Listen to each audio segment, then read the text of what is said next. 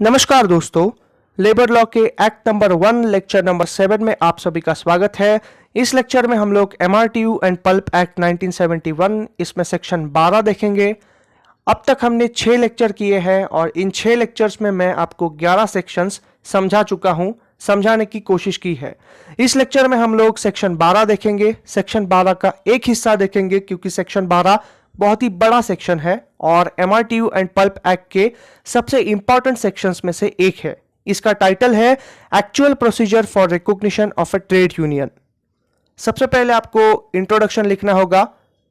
Introduction के लिए मैंने लेक्चर नंबर 1 में एक कॉमन वीडियो बनाया है। लेक्चर नंबर 1 में मैंने आपको जो इंट्रोडक्शन दिया है वो आपको वर्ड टू वर्ड कॉपी करना है और इसके बाद में आपको ये डालना है, every industrial undertaking has one recognized union, although it can have multiple unrecognized trade unions of different political parties. However, there is only one recognized union of the undertaking. Section 11 and Section 12 explains in detail about the procedure for recognition of a trade union for an industrial undertaking. ये भी मैं आपको काफी बार explain कर चुका हूं, तो हम लोग सीधा सेक्शन नंबर 12 से शुरुआत करेंगे। लेकिन मैं आपको एक छोटा सा रिकैप देना चाहता हूं। सेक्शन 11 में ऐसा कहा गया है कि कोई भी यूनियन जिसका 30% ऑफ द एम्प्लॉइज, यानी मान लीजिए 30% स्ट्रेंथ है, वो एक प्रिस्क्राइब फॉर्मेट में अप्लाई कर सकता है to the industrial court for being recognised as a recognised trade union of the particular undertaking. अब तक मेरे ख्याल से आपको पता ही होगा कि कोई भी इंडस्ट्रियल अंडरटेकिंग का सिर्फ एक रिकॉग्नाइज्ड ट्रेड यूनियन होता है। बाकी पॉलिटिकल पार्टीज की भी यूनियंस होंगी, which is not an exception, लेकिन उन्हें अनरिकॉग्नाइज्ड ट्रेड यूनियन कहा जाएगा और रिकॉग्नाइज्ड ट्रेड यूनियन होने के अलग फायदे हैं। तो जब पर्टिकुलर ट्रेड यूनियन अप्लाई करता है for being recognised as recognised trade union, तो इंडस्ट्रियल कोड के पास जब एप्लीकेशन आएगा तो इंडस्ट्रियल कोड क्या करेगा ये आपको सेक्शन 12 में पता चलेगा। सो सेक्शन 12 बेयर एक्ट में कुछ ऐसा दिया है।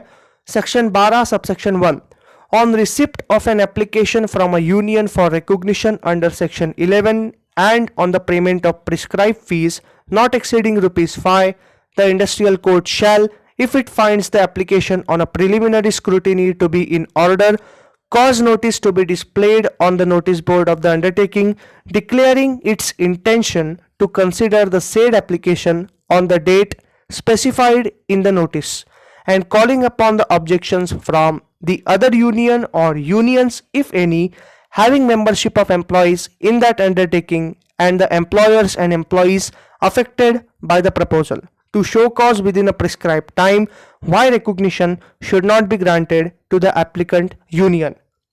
बेयर एक्ट में जो लिखा है आपको वर्ड टू वर्ड एग्जाम में लिखना होगा ताकि आपका आंसर प्रोफेशनल लगे। याद रखिए, आप प्री लॉ स्टूडेंट नहीं हैं। काफी कॉम्प्लिकेटेड वर्डिंग्स है और इसीलिए मैं आपको इस सेक्शन के इंग्रेडिएंट्स देना चाहूंगा। सेक्शन 12 सबसेक्शन 1 के इंग्रेडिएंट्स कुछ इस प्रकार से है। सबसे पहला, the union applies for recognition to industrial court. दूसरा इंग्रेडिएंट है, the union also pays fees not more than ₹5।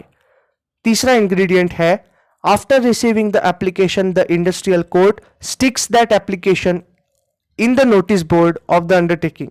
चौथा इंग्रेडिएंट है, industrial court also states that it is willing to recognise the said union. पांचवा ingredient है, it calls upon for the objections from other unions and employer himself why the recognition should not be recognised, why the union should not be recognised. माफ कीजिए, मैं आपको एक आसान शब्दों में समझाना चाहता हूं। मान लीजिए एक कंपनी है, कंपनी ए। कंपनी ए में यूनियन बी है जिसका मेंबरशिप 35 है। मान लीजिए कंपनी ए में 100 लोग काम करते हैं और यूनियन बी का मेंबरशिप है 35। यूनियन बी अप्लाई करता है टू द इंडस्ट्रियल कोड कि मुझे इस पर्टिकुलर इंडस्ट्रियल अंडरटेकिंग का रिकॉग्नाइज्ड यूनियन बना दो, क्योंकि उसके अलग फायदे होते हैं जो मैं आपको सेक्शन 19 में समझाऊंगा।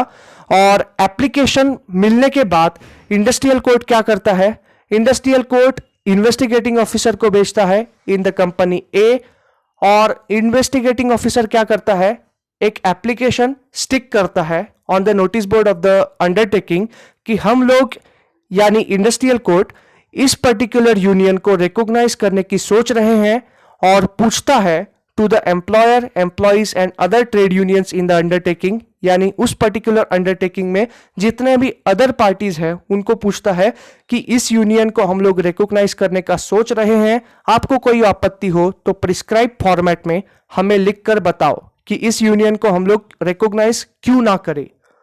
और जब उसको कोई आपत्ति मिलता है वो मैं आपको सेक्शन 12 सबसेक्शन 2 में समझाऊंगा।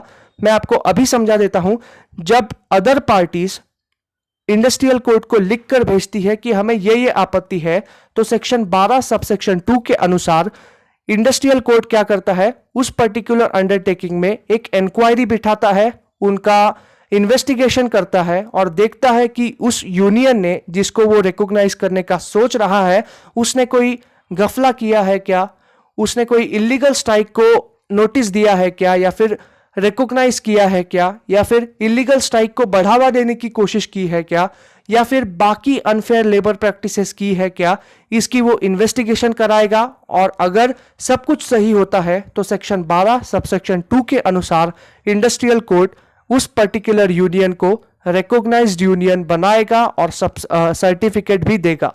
ये सबसेक्शन 2 है of the section 12। Section 12 subsection 2 मैं आपको पहले रीड आउट करके बताता हूं। If after considering the objections, if any, that may be received under subsection 1 from any other union hereinafter referred to as other union or employers or employees, if any, and if after holding such inquiry in the matter as it deems fit, if the industrial court comes to the conclusion that the conditions requisite for registration specified in section 11 are satisfied and the applicant union also complies with the conditions specified in the section 19 of the act, the industrial court shall, subject to the provisions of this section, grant recognition to the applicant union under this act and issue a certificate of such recognition in such form as may be prescribed। तो section 12 काफी important section है और आपको इसमें total 6 section है। मैं आपको 2 section cover कर चुका हूं, लेकिन आपको पूरे के पूरे 6 याद करने हैं और ये आपको एग्जाम में 12 मार्क्स के लिए आएंगे। मेरे ख्याल से आपको अब तक समझ में आया होगा। और that's it for today's lecture. और हाँ, एक चीज याद रखिए, मेरे चैनल को गूगल पे पर सब्सक्राइब करना या फिर सपोर्ट करना ना भूले। अगर आपको मेरा कंटेंट थोड़ा भी अच्छा लगता हो तो सपोर्ट करने की सोच सकते हैं। So that's it for today's lecture. Thank you so much. Please like, share and subscribe to my channel.